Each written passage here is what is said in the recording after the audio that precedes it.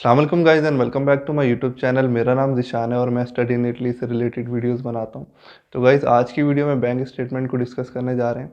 Bank statement को मैं 3-4 questions की सूरत में डिस्क्राइब करूंगा ताकि आपका जो बैंक स्टेटमेंट के हवाले से जितने भी सवाल हैं वो तमाम क्वेश्चंस इसी एक वीडियो के अंदर क्लियर हो सकें। ठीक है, तो इस वीडियो के अंदर मैं दो पर्सपेक्टिव्स के ऊपर बात करूँगा, एक पाकिस्तान का पर्सपेक्टिव और दूसरा जो है वो इंडिया का पर्सपेक्टिव। ठीक है, तो पहला सवाल ये अराइज होता है कि हमने कितने मंथ की बैंक स्टेटमेंट दिखानी होती है।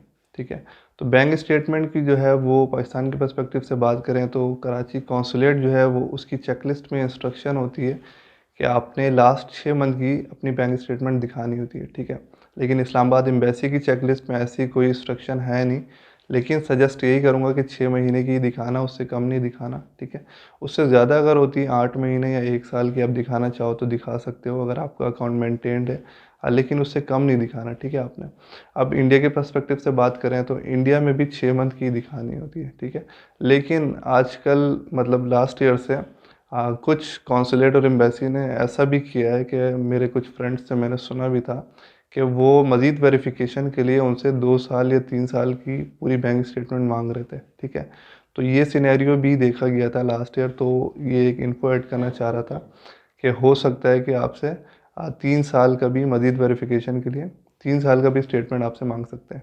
अब दूसरा सवाल कि आपने कितने स्टडी पीरियड की अपनी स्टेटमेंट दिखानी होती है। तो पाकिस्तान के पर्सपेक्टिव से देखा जाए तो अगर आप भले बैचलर के लिए जा रहे हो या भले मास्टर्स के लिए जा रहे हो, ठीक है, आपने 1 साल का जो आपका स्टडी पीरियड है उसकी स्टेटमेंट दिखानी है। यानी 1 साल वहाँ पे पढ़ने जा रहे हो, उस पढ़ाई का और रिहाइश का, खाने पीने का, वो सारा एक्सपेंस आपने वो दिखाना होता है। कितना दिखाना होता है मज़ीद आगे बताता हूँ। ठीक है, अब इंडिया के पर्सपेक्टिव से बात करें तो इंडिया के पर्सपेक्टिव से पिछले साल इन्होंने ये एक नई चीज़ इम्प्लीमेंट की है। ठीक है, जो इंडिया में जो स्टूडेंट बैचलर के लिए जा रहे हैं तो 3 साल का बैचलर है तो 3 साल की स्टेटमेंट आप दिखाओगे। ठीक है, और अगर 2 साल का मास्टर है तो 2 साल की स्टेटमेंट दिखाओगे। ठीक है, यानी पाकिस्तान में भले 2 साल का हो या 3 साल का हो, आपने 1 साल की स्टेटमेंट दिखानी है। और इंडिया में 2 साल हो तो 2 साल का दिखाना है, 3 साल हो तो 3 साल दिखाना है। ठीक है, अब तीसरा सवाल यहाँ पे ये अराइज हो रहा है कि कितनी स्टेटमेंट दिखानी है। ठीक है, तो जैसे कि मैंने बताया था पाकिस्तान में 1 साल के स्टडी एक्सपेंसेस दिखाने हैं तो वो आपके बनते हैं 5,977 यूरोस। ठीक है, जो कि ऑलमोस्ट 11,96,000 ऐसे कुछ बनते हैं, यानी अप्रोक्सीमेटली आपके 12 लाख बनते हैं। ठीक है, पाकिस्तानी रुपीज़ के अंदर। तो 1 साल का वहाँ का जो आपका एक्सपेंस है वो 12 लाख है, तो आपने अपनी स्टेटमेंट में 12 लाख दिखाना है कम से कम। ठीक है, उससे ऊपर ही दिखाना है क्योंकि ये तो आपका लिविंग एक्सपेंस है। ठीक है, उसके अलावा फ़ीस वगैरह सब ऐड करके 1,000 यूरो फीस है तो वो भी ऐड कर लो, तो 14-15 लाख आपने मिनिमम दिखाना होता है। ठीक है, अब इंडिया के पर्सपेक्टिव में यही चीज़ कि कितनी स्टेटमेंट दिखानी है, वही बात जो मैंने पहले बोली थी। अगर मास्टर के लिए जा रहा है 2 साल का स्टडी पीरियड है तो 2 साल के एक्सपेंसेस दिखाएगा। 1 साल का 5,977 समझ लो 6,000 यूरो अप्रॉक्स। ठीक है, 1 साल का 6,000 है, 2 साल का 12,000, यानी मास्टर के लिए जा रहा है तो इंडिया में 12,000 यूरोज़ दिखाएगा। ठीक है, और अगर बैचलर के लिए जा रहा है 3 साल का है तो इंडिया में 18,000 यूरोज़ दिखाएंगे कम से कम। ठीक है, तो ये थोड़ा सा डिफरेंसेस है, मैंने सोचा कि इस वीडियो में आप सबको मैं बताऊं जो पाकिस्तान से देख रहे हैं, इंडिया से देख रहे हैं, क्योंकि मैंने ये नोटिस किया है कि काफ़ी कमेंट्स ऐसे होते हैं जो कि इंडिया से होते हैं। ठीक है, तो ये चीज़ एक्सप्लेन करना बहुत ज़्यादा ज़रूरी था। एक सवाल और ये कि स्पॉन्सर कौन हो सकता है, तो स्पॉन्सर के बारे में मुख्तलिफ़ कंट्रीज़ में अलग अलग सिनेरियो हैं, लेकिन इटली का सिनेरियो मैं आपको समझा देता हूँ। इटली में स्पॉन्सर सिर्फ आपका ब्लड रिलेटिव हो सकता है। ब्लड रिलेटिव के अंदर कौन लोग आते हैं, ब्लड रिलेटिव के अंदर सिर्फ 4 लोग आते हैं। ठीक है, जिसके अंदर आपका फादर, आपकी मदर, आपका ब्रदर और सिस्टर। इसके अलावा अगर कोई दूसरा पर्सन है तो वो स्पॉन्सर नहीं कर सकता।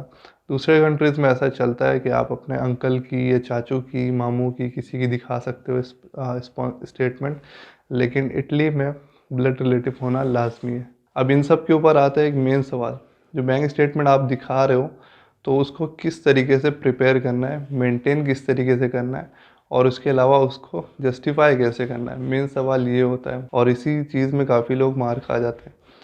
तो गाइज़ बैंक स्टेटमेंट को मेंटेन करने का सिंपल ये तरीका है कि आपने, जैसे कि अगर जून में वीज़ा स्टार्ट हो रहे हैं तो आपने अभी से अपनी बैंक स्टेटमेंट को मेंटेन करना शुरू करना है। ठीक है, बैंक स्टेटमेंट को ऐसे मेंटेन करना है। अगर आपके पास पहले से पड़े हुए पैसे तो वेरी गुड, अच्छी बात है, लेकिन काफ़ी लोग होते हैं जो दूसरों से अरेंज करते हैं, ठीक है। तो आपने इस तरीके से मेंटेन करना है, जैसे अभी जनवरी चल रहा है तो जनवरी में कुछ पैसे डिपॉजिट करते गए, हर वीक या हर मंथ थोड़े थोड़े करके। जनवरी में फिर लाख कर लिए, फिर 1.5 लाख कर लिए, फिर 2.5 लाख कर लिए, थोड़े थोड़े करके। जनवरी में स्टेटमेंट 1-2 लाख पे चले गई, फरवरी में थोड़े थोड़े करके 3-4 लाख 5 लाख चले गई, मार्च में 6-7 लाख, अप्रैल में 9-10 लाख, मई आ गया 11-12 लाख, फिर जून जुलाई आ गया, तब तक 14-15 लाख आपकी स्टेटमेंट कंप्लीट हो गई, ठीक है। इस तरीके से आपने मेंटेन करना है ताकि ऐसा लगे कि आपके पैसे रोलिंग में। और सिर्फ डिपॉजिट नहीं करना, यूज़ भी करना है। जिस तरीके से पहले यूज़ हो रहा था, निकल रहे थे पैसे, उस तरीके से करना है ताकि लगे कि भाई ये एक जेन्युइन अकाउंट है। ऐसा नहीं हो कि लगे कि फ़र्ज़ी डिपॉजिट हो रहा है, ठीक है। और डिपॉजिट करने का सबसे अच्छा तरीका यही है कि अगर आप किसी से ले भी रहे हो पैसे या आपके अपने भी हैं और आप बाद में डाल रहे हो, तो उसको कैश की सूरत में खुद डिपॉजिट करो। अगर कोई ट्रांसफ़र कर रहा है तो भी इतना मसला नहीं है, लेकिन कोशिश करना अगर आपके पास खुद मौजूद है कैश तो उसको कैश की सूरत में ही डिपॉजिट करना।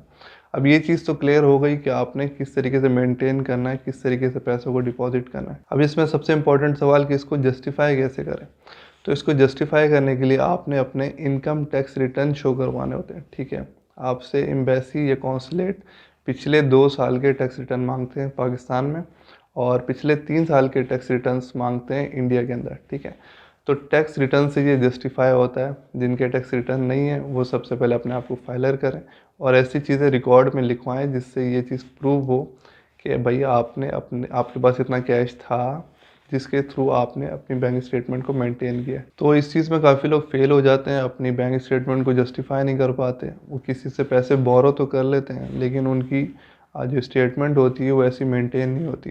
या फिर किसी के अपने पैसे भी होते हैं तो वो फाइलर नहीं होते, उनके टैक्स रिटर्न्स नहीं होते, या फिर उनके टैक्स रिटर्न ऐसे उन्होंने शो कराए होते हैं जो उनकी इनकम से मैच ही नहीं कर रहे होते हैं। तो कोशिश करो कि जितनी बैंक स्टेटमेंट दिखा रहे हो 15-20 लाख, आपके टैक्स रिटर्न में भी इतना ही शो हो रहा हो कि आपके पास इतना कैश पड़ा हुआ है या इतना इनकम आपका आ रहा है, ठीक है।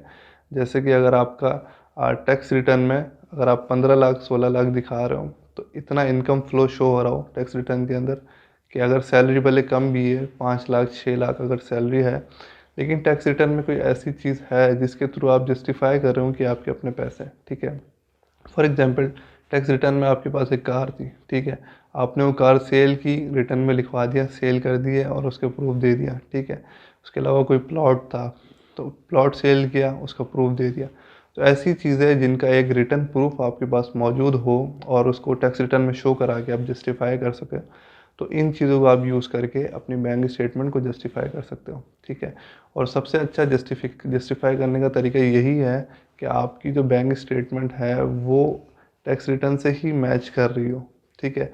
आप ऐसे ही बोलते हैं टैक्स रिटर्न में आपके पास कोई प्रॉपर्टी नहीं है, कुछ भी नहीं है, सिर्फ इनकम है 4-5 लाख 6 लाख की, लेकिन आप स्टेटमेंट में किसी से पैसे लेके 10-15 लाख रुपए लेके आप शो करवा देते हो कि ये हमारी स्टेटमेंट है, तो वो उसमें मैच ही नहीं करेगी, तो एक कोई सेंस ही नहीं बनेगा, तो आप उसको कैसे जस्टिफाई करोगे। तो इस चीज़ पे ज़्यादा ज़ोर देना, काफ़ी लोग मैंने देखा है इस चीज़ को लैग कर जाते हैं। तो कोशिश करना कि अपने टैक्स रिटर्न को बैंक स्टेटमेंट के लिहाज से ही प्रिपेयर करवाना ताकि वीज़ा को जस्टिफाई करने में ज़्यादा मुश्किल का सामना ना करना पड़े। तो गाइस उम्मीद करता हूँ कि बैंक स्टेटमेंट के हवाले से आपके काफ़ी सवाल क्लियर हो गए होंगे। मेरी तबीयत भी थोड़ी ख़राब है और गला भी बैठा हुआ है, फिर भी मैंने सोचा कि ये चीज़ क्लियर कर दूँ क्योंकि मैं 1 वीक से बीमार था और मैं वीडियोज़ नहीं बना पा रहा था। तो ये चीज़ जस्ट क्लियर करनी बहुत ज़्यादा ज़रूरी थी, इसलिए आज की वीडियो इसी तरीके से बना रहा हूँ। आई होप आप लोग को मेरी बातें समझ आई होंगी। तो गाइज़ आज की वीडियो में इतना ही, फिर मिलते हैं नेक्स्ट वीडियो में, तब तक के लिए अल्लाह हाफ़िज़।